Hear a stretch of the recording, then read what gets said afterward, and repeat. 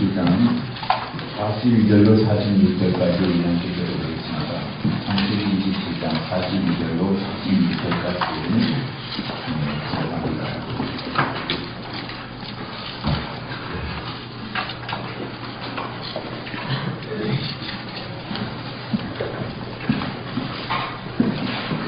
네, 42절입니다. 마다들에서의 이 말이 누가에게 이에 사람을 보내 작은 아들 야곱을 불러 그에게 이르되 내 영 여자가 너를 죽여 그 한을 풀려하니 내 아들아 내 말을 따르라 하나도 와서 내 영광을 이와만이로 기신하여 내 형의 누가 풀리기까지 며칠 동안 그와 함께 거주하라. 내 형의 분노가 풀려 내가 자기에게 행한 것을 잊어버리거든 내가 본 사람을 보내어 너를 거기서 불러오리라 어찌하여 너의 주를 잃으랴. 같이 있습니다. 누가가 내가 사람을 가지고 말미암아 내 사랑이 쏟아졌거든 야곱이 많은 인상의 딸을 잃고 그들과 같은 내 사랑의 딸을 중에서 말을 하려면 내 딸이 내게 무슨 죄가 있으리까. 먼저 광고 말씀드리겠습니다. 에베츠 하나님께 유대인 부사님 성회교는 신방을 하려고 합니다. 우리 여성들께서는 차량 2대 정도가 필요합니다. 자원해 주시기 바랍니다. 교회 차는 움직일 수가 없으니까 교회 차는 오늘 중고정부 또는 교회에서 활동해야 되니까 못 가죠. 그러니까 승용차 가능하면 많이 탈 수 있는 승용차 2대 정도만 지원받겠습니다. 꼭 협력해 주시기 바랍니다. 그리고 이제 성주는 청년의 특성이 있습니다. 오늘 아주 솔로 좋았죠. 그 청년은 오늘 앵콜로 합니다.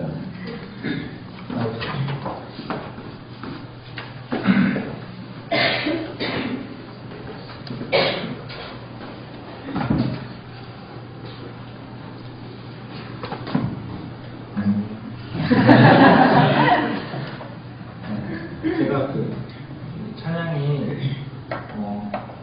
그냥 세상 노래였는데 그 노래를 듣다가 그 너무나 좋은 이 멜로디가 세상에 슬선전 노래였어요. 그렇게 그런 곳에 쓰인다는 게 너무 아쉬워서 그래서 가사를 좀 바꿔봤습니다. 이걸로 전도하는 뭐라고라는 찬양입니다.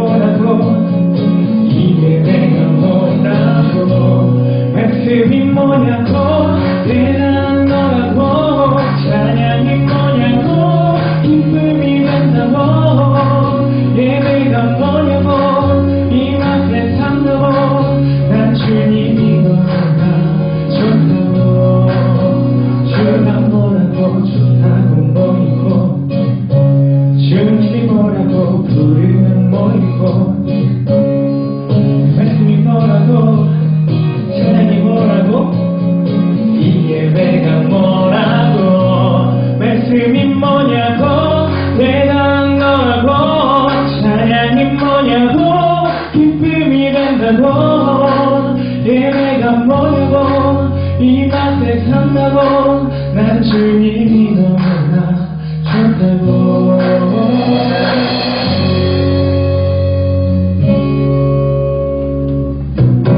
말씀이 뭐냐고 대단한 거라고 찬양이 뭐냐고 기쁨이 된다고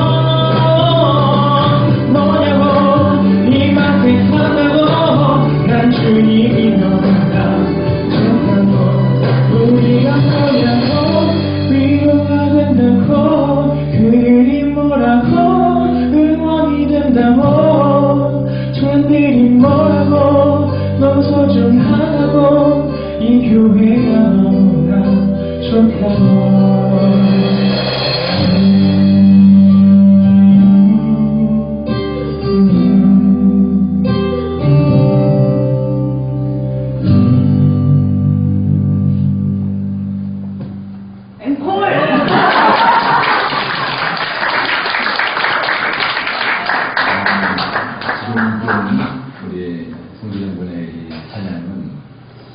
신앙 고백이에요.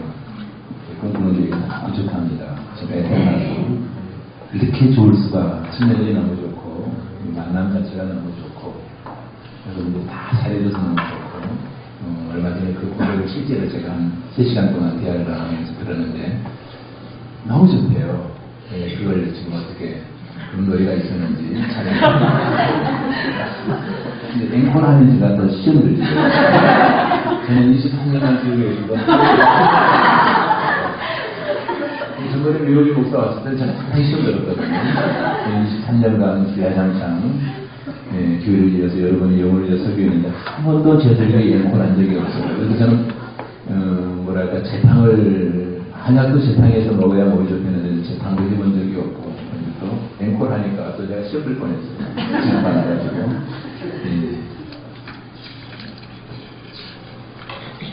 창세기 73번째 이야기를 오늘 시작하려고 합니다. 창세기 이야기가 참 좋아요. 계속 연결해서 하는 강의가 참 좋은데 요즘 교회적인 여러 가지 행사들과 여러 전황들로 인해서 계속 성경을 연결해서 하지 못하다 보니까 제 마음이 굉장히 좀 섭해요. 계속 연결해서 있으면 좋은데 연결하지 못하니까. 지난주에 우리 하나님의 사람도 실수할 수 있다. 하나님의 사람도 얼마든지 실수할 수 있다. 믿음의 조상들도 실수하고 넘어지는 장면을 보았는데요. 여러분도 본인은 하여금 믿음이 지금은 좋지만 실수할 수 있습니다. 지금 목에 힘주어 설교하는 저도 실수할 수 있습니다. 중요한 것은 너도 나도 실수할 수 있지만 그 실수에는 반드시 코스트 대가를 치러야 된다. 실수에는 엄청난 고통스러운 대가가 따라온다고 하는 것을 우리는 염두에 두고 이 실수를 우리가 다시는 일으키지 않도록 다시는 그 실수를 반복하지 않으도록 노력하는 것이 신앙인의 지혜다라고 하는 측면에서 오늘 본문을 살펴보십시오. 자, 에서의 실수는 장자권을 소리 여기고 단팥죽 한 그릇이 단팥죽이 뭐라고 단팥죽 한 그릇이 뭐라고 하라고 했어요. 예수님께서 돼지에게 진주를 던지지 말라고 했습니다. 복이 있어도 복의 가치를 모르면 복을 잃어버리게 되었습니다. 바로 그 사람이 에서였어요. 에서의 무한한 가능성이 그에게는 잔재력이 있었지만은 그러나 영적인 것보다는 그는 눈에 보이는 물질적인 가치에 더 관심을 두고 살았습니다. 눈에 보이는 물질적 가치에 우선순위를 주다 보니까 결국은 보이지 아니하는 영적인 소유, 장자권을 그는 팔아버리고 말았어요. 장자권을 잃어버린다고 하는 것은 영적인 측면에서 보이는 축복권을 상실해버리고 만 거죠. 하나님 보실 때는 굉장히 안타까운 사건이 지금 그 가정에 일어나고 있는 거예요. 그러면 야곱이라고 하는 사람의 실수와 죄에 대해서 한번 생각해 보십시오. 그런 엄청난 대가를 치르게 됩니다. 아시는 바와 같이 야곱도 하나님의 방법을 거스리고 실수를 합니다. 죄를 저지르고 있습니다. 그러나 에서는 야곱과 조금 다른 면이 있다면 영적인 장자권, 영적인 축복을 사모하는 마음이 있었다는 거예요. 그런데 에서에게는 그 마음이 없어요. 영적인 소중함을 그는 모르고 살아요. 그래서 단팥죽 한 그릇이 뭐라고 그냥 장자권을 팔아버리고 아주 값싼 단팥죽 한 그릇으로 야곱은 장자권을 사버립니다. 거짓말하고 사기를 쳐서라도 형의 축복권을 빼앗아버리고 싶었어요. 중요한 것은 인간적인 측면에서 보면은 야곱은 분명히 실수했고 사기치는 사기꾼이었지만 하나님 편에서 볼 때에는 영적인 소중함을 알고 있는 사람이었다는 겁니다.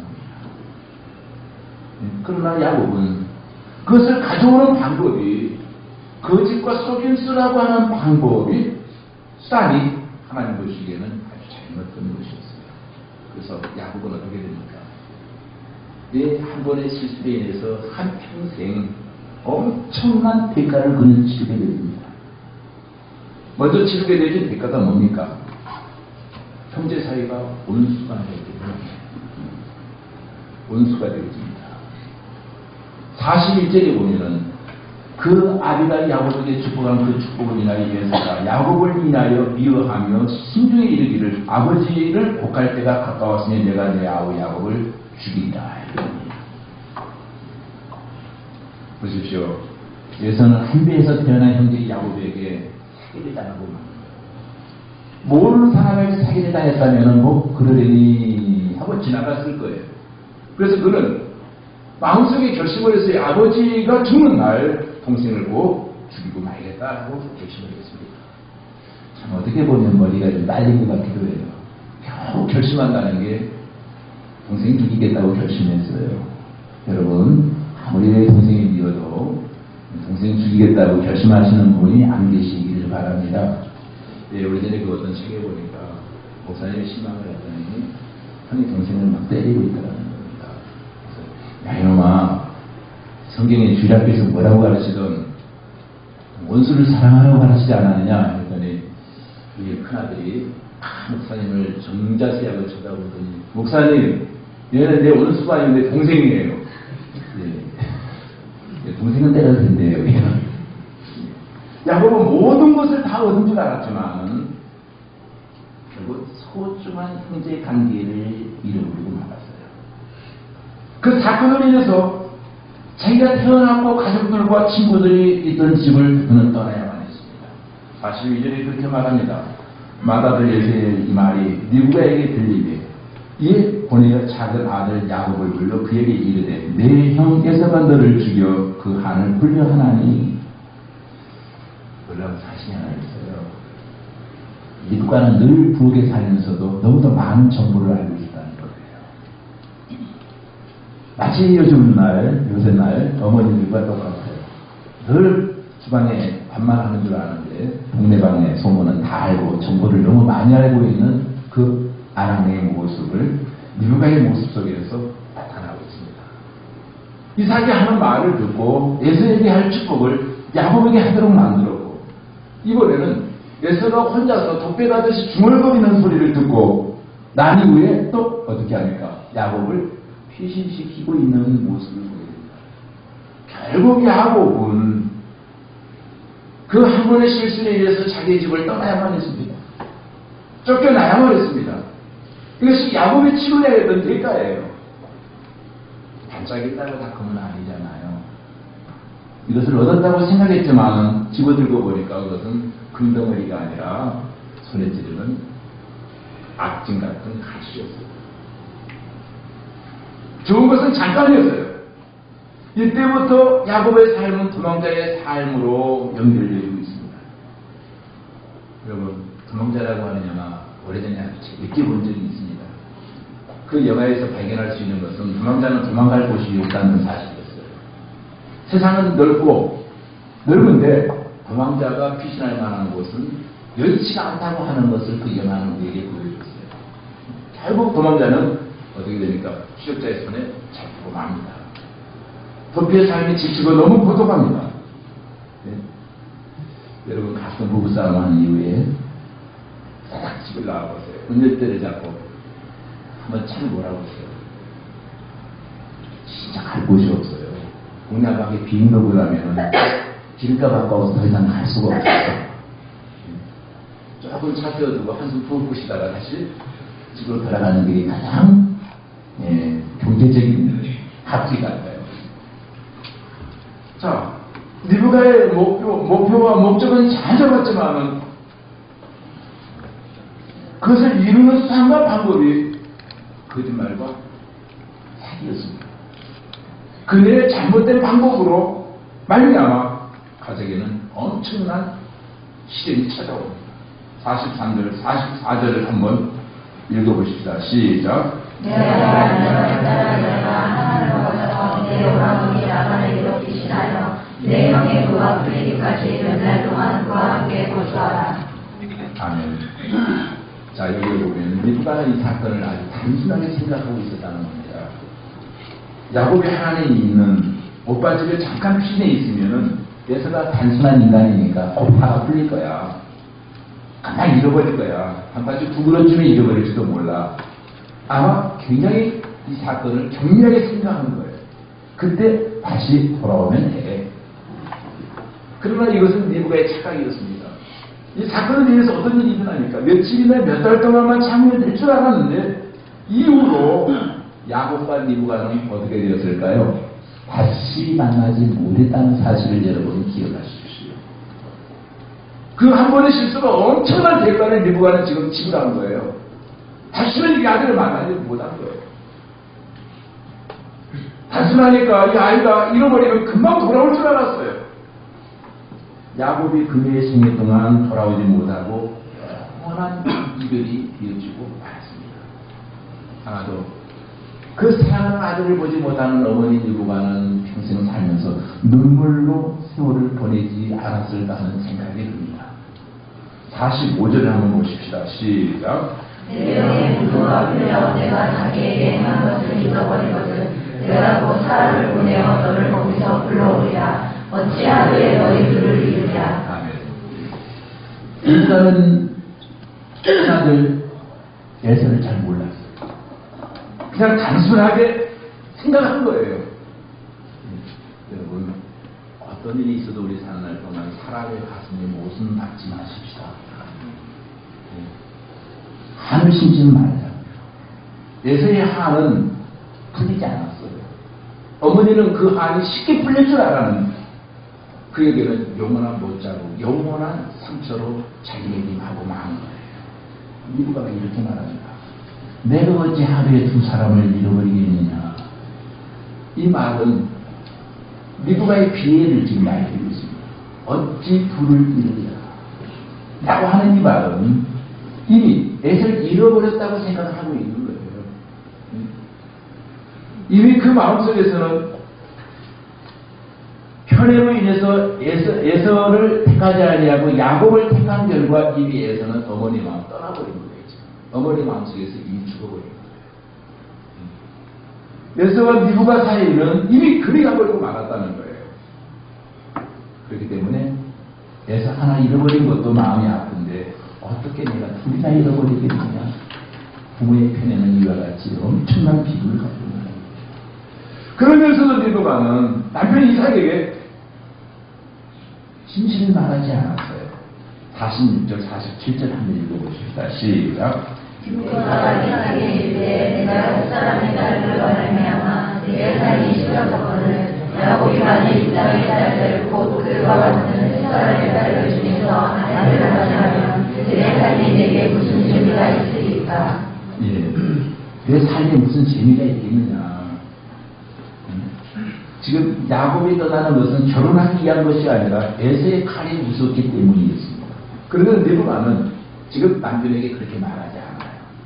물론 완전히 틀린 말은 아니었습니다. 우리에게는 이중성이 있습니다. 말을 들어보면 겉으로는 굉장히 멋있게 들려지는데 속을 파헤쳐보면 그러니까 메시지에는 두 가지 의미가 있어요. 말에 표면적인 메시지가 있고 내면적인 메시지가 있어요. 자, 아이 옷이 참 좋네. 이건 표면적인 메시지예요. 그날 마음속에 저거 하나 뽑고다 우리 집에 하나 낳으면 좋겠다. 이런 두 가지 의미를 항상 가지고 있거든요. 표면적인 의미는 그냥 좋아요. 그런데 내 책상에 하나 저 붉은색 장미를 하나 뽑아놨으면 좀 좋겠다. 이런 마음속에 하나 갖고 싶어하는 마음이 있는 것처럼 자 이중성이 있거든요. 리브가가 바로 그랬다는 거예요. 무슨 말이죠? 가정이 풍지박산이 되어버렸습니다. 한순간 어머니의 잘못된 선택과 조언으로 말미암아 형제지간에 온수지간이 되고 야곱은 졸지에 집을 떠나야만 하고 큰아들과 어머니의 관계는 이미 금이 가버린 어머니면서도 어머니의 역할을 지금 할 수 없고 자식이면서도 자식이라 부를 수 없는 그런 관계가 되어지고 마는 거예요. 자, 잘 보십시오. 그런데도 리브가는 그렇게 말하지 않습니다.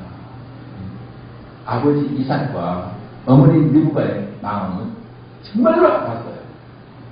이 가정의 믿음의 조상 누굴까요? 이 가정의 믿음의 조상이 누구예요? 이삭이잖아요. 근데 이삭을 믿음의 조상으로 지금 리브가는 인정을 하고 있지 않는 거예요. 어떤 의미에서. 어머니가 자꾸 인터셉트하고 있는, 가르치고 있는 거예요. 리브가가 남편에게 떠나는 자식을 위해서 그러면서도 축복해달라고 부탁을 합니다. 리브가가 이렇게 말합니다. 내가 햇사람 며느리 때문에 얼마나 마음이 상한 줄 아십니까? 그래서 이삭을 야곱에게 너는 햇사람하고 결혼하지 말아라. 가난한 사람하고 결혼하지 말아라. 하나님을 모르는 여자하고 결혼하지 말아라. 라고 말합니다. 결혼식은 굉장히 중요합니다.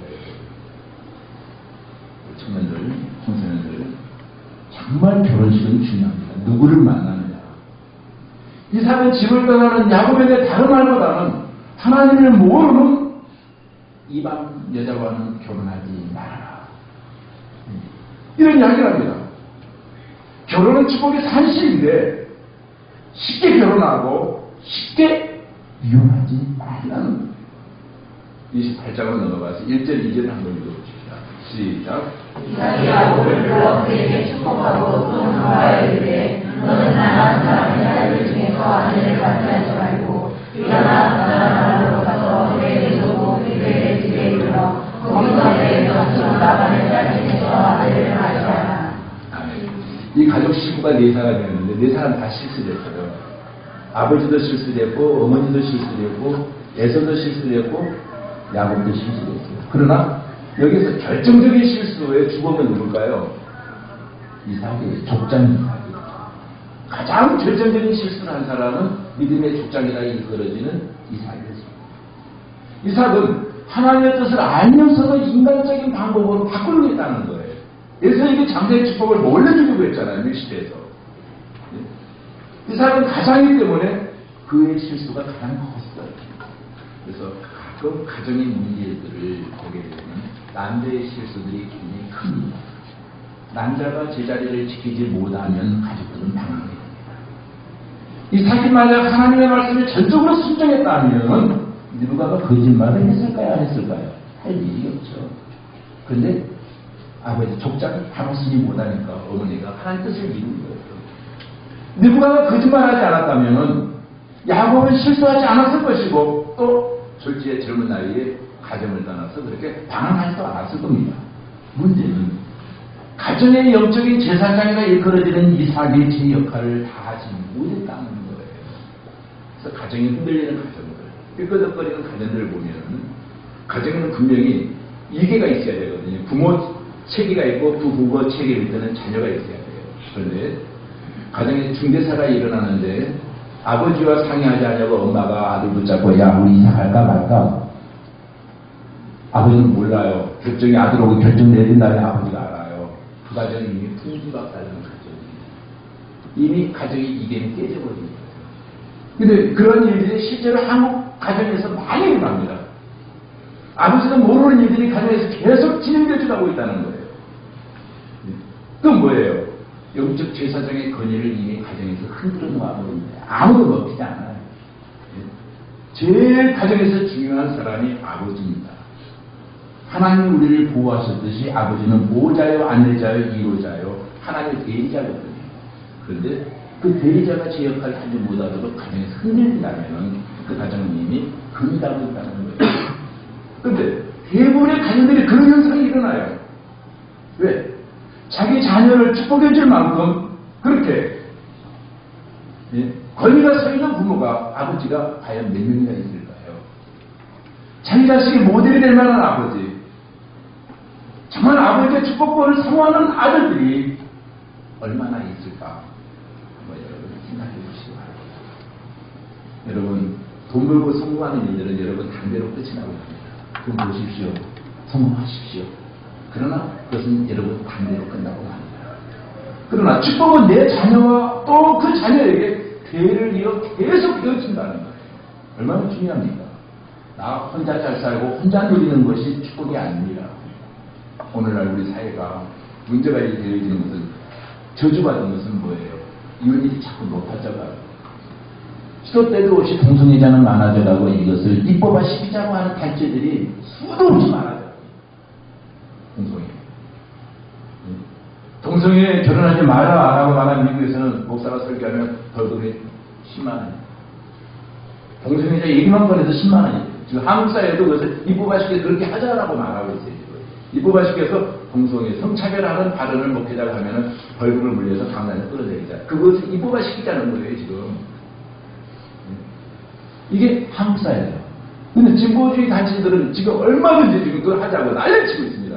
동성애 금지법을 이제는 성차별법이니까 그걸 없애자. 관상에서도 그걸 말하지 말자. 그것이 동성애가 의미하는 것이 결국 뭡니까? 내재에 끝내겠다는 거예요. 나이상으로 가치 있고 소중한 것은 없다는 생각이에요. 더 이상 대물림, 제 이세를 만들지 않겠다는 거예요. 구약 성경이 중요한 것이 뭔지 아세요? 아브라함의 하나님, 이삭의 하나님, 야곱의 하나님이라고 하는 말씀을 찾아볼 수 있습니다. 대를 이은 하나님. 이거 지금 강조하고 있거든요. 그러니까 이것은 축복은 강제로 끝나는 것이 아니다라는 의미를 가지고 있습니다.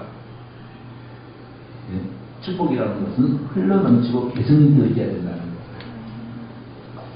여러분 가정에 축복이 흘러넘치고 날마다 개성되어지는 역사가 후대에 일어나기를 주의 이름으로 축원합니다. 그렇기 때문에 가장 중요한 것은 가정이거든요. 그러나 동성애 가정이 어떨까요? 다음 세대가 있을까요? 없는 거예요. 동성애가 애 낳았으니까 못 낳잖아요. 다음 세대가 없어요. 끝나는 거예요. 이건 하나님 창조 역사가 아니에요. 그래서 자꾸 그걸 이보바시키자는 거예요. 이보바시키면 뭐가 혜택이 있을까요? 건강보험료라든가 모든 애기라든 질병에 다 국가 세금으로 다 해결할 수 있다는 거예요. 그리고 동성애자들이 다녀도 교회도 만들어야 돼. 동성애자 목회자도 만들어야 된다는 거예요. 동성애자들만 편하게 쉴 수 있는. 여러분, 현대인들이 이것을 순간적 쾌락과 자신의 사생활로 맞바꿉니다.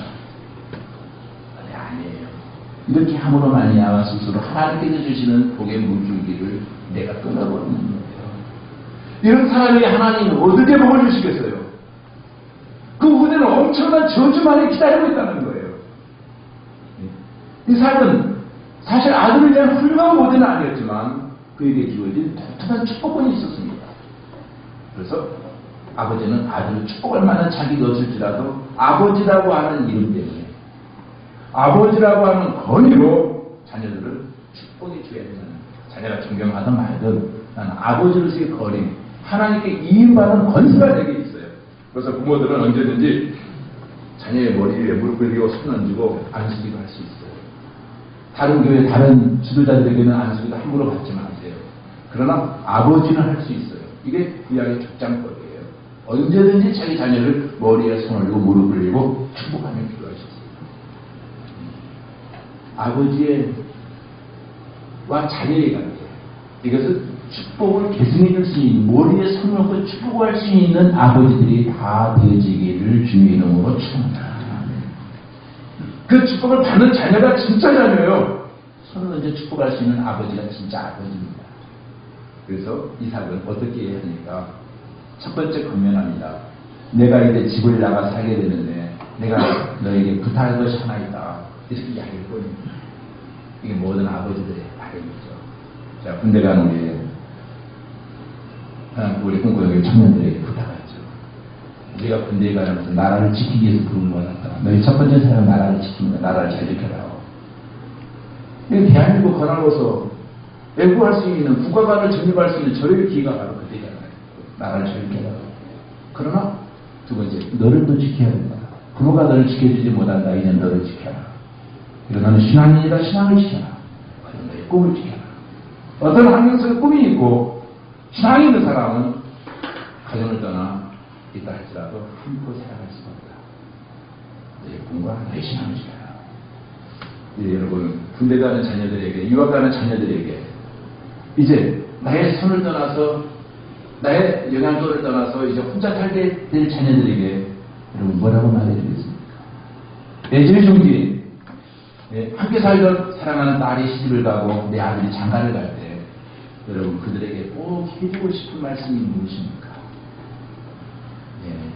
이삭은 집을 떠난 아들에게 이렇게 말합니다. 절대로 아들아, 하나님을 모르는 이방 여자하고 결혼하지 말아라. 행적성이나 강한 여자하고 결혼하지 말아라. 왜 그랬을까요? 이유가 있어요. 결혼은 축복의 물줄기거든요. 결혼을 잘못하면 축복이 다 흩어지고 말아요. 그래서 이삭이 자기 아들에게 많은 말을 할 수 있었는데 딱 한마디 합니다. 이방 여자와 결혼하지 마라. 집 떠나는 아들에게 이방 여자와 결혼하지 말아라. 그 무슨 말이냐고요? 하나님을 경외하는 여자를 택해라. 이 말은 그 여자가 그 남자가 아무리 능력이 없고 스펙이 없고 얼굴이 잘나고 또 잘났을지라도 그런 스펙도 없고 예? 가진 것도 없고 얼굴도 못생겼고 맵시도 없는데 그 사람이 신앙이라면 하나님을 경외하는 여자라면 그 여자가 결혼하라. 절대 우리 심리도 아멘 안 할 걸 알아요. 예? 그래서 나는 전자야. 후자는 싫어. 따로 할 거예요. 둘째 금맥이 뭐라고 말합니까? 3절 4절 한번 28장 3절 4절 보세요. 시작. 그러하신 하나님이 내게 복을 주시어 내가 행복하고 번성하게 하여 내가 여러 족속을 이루게 하시고 아브라함에게 허락하신 복을 내게 해주시되 너와 너와 함께 내 자손에게도 주사 하나님이 아브라함에게 주신 땅 곧 내가 거부하는 땅을 내가 차지하게 하기를 원하노라. 저는 이 부모를 읽으면서 이런 생각을 해봤습니다. 우리 다 나이가 먹습니다. 세월 흐름에 따라 나이 개수가 많아지고 죽은 살도 늘어납니다. 그것은 세상 떠날 날이 점점 가까워오고 있다. 그때 부모들이 할 일은 뭡니까? 그때 부모들이 해야 할 가장 중요한 일은 자녀를 축복하는 일이에요. 여러분 돈 벌어서 누굴 주겠습니까? 여러분 남은 시간 무엇을 위해서 살겠습니까? 아마 자녀에게 다 주고 싶지 않습니까? 성경에 보면은 축복은 자식에게 가는 거예요. 이삭이 야곱에게 가고, 이삭이 아브라함의 축복이 이삭에게 가고, 이삭의 축복이 야곱에게 연결됩니다. 전능하신 하나님이 내게 복을 주어라고 합니다. 복은 하나님이 주시는 거예요. 복의 근원은 하나님이신데 이것이 축복의 핵심이에요. 생육하고 번성하게 하사 너로 여러 족속 중에 이루게 하시고, 여러 족속 중에 이루게 하시고, 허다한 민족을 만들게 하시고, 하늘의 별처럼 바다의 모래알처럼 내 자손이 번성케 할 것이다. 이것이 구약에 나오는 축복 이루예요. 여러분 자녀들이 정말 이 땅에 사는 날 동안 축복받은 자녀가 되고 존귀한 자녀들이 되기를 원합니까? 다음에는 여러분의 복이 당대에 끝나지 아니하도록 기도해야 내가 받은 기도, 내가 지금까지 심어놨던 기도와 내가 받은 그 복이 내 자녀에게, 그 자녀에게 계속 흘러가기를 위해서 우리는 기도해야 된다는 거예요. 자, 가정은 거룩합니다. 가정은 지켜져야 되고, 또, 가정의 축복권도 우리가 같이 보호할 수 있어야 돼요. 근데 요즘 어때요? 이혼율이 급증하죠. 동성애자들이 아기를 낳지 않는 현상이 전 세계를 뒤덮고 있습니다. 그런데 이들은 그 많은 수단과 어려움 속에서도 가정교육, 가정의 축복을 소홀히 여기지 않았다는 거예요. 하나님 중심의 가정을 그들은 거지합니다. 모든 축복은 우리의 노력이 아니라 하나님이 주신다. 그들은 다 없어도 가정교육은 똑바로 시켜야 된다. 그런데 우리 현대가정은 가정교육이 없어요. 이게 안타까워요. 가정 자녀들 보면 이 가정의 교육이 무너져가고 애정이 무너져가고 예의가 무너져가고 있구나. 그 다음 하나님 복을 줄 수가 없거든요. 사진을 보니까 아브라함에게 허락하신 복이라고 하는 표현이 나옵니다. 복은 하나님으로부터 오는데, 복은 하나님으로부터 시작하는데, 처음에 아브라함과 하나님의 계약을 맺잖아요. 내가 너에게 복을 주어 너를 복의 근원이 되게 하겠다. 너를 복주는 자를 내가 복주고 너를 저주하는 자를 내가 저주하겠다. 창세기 11절에 그렇게 말하고 있습니다. 아브라함의 복이 이삭에게로 넘어갑니다.